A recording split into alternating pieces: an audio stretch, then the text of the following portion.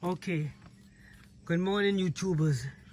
Okay, if you guys have a Qx56, a Qx80 2011 to 2014, even up to 2019, and you're looking for the power window relay fuse, what happens sometimes when you get into an accident, this fuse goes out.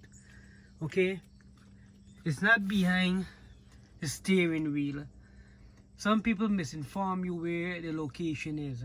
Remove the glove box, and this is where you will find the power window relay fuse. Just one screw to take it out. See, there's one screw right inside there. I can't even see it.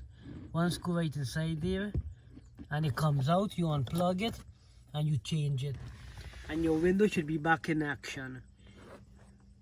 Thank you for watching, and please subscribe. Please support the channel. I appreciate it. Leave a comment.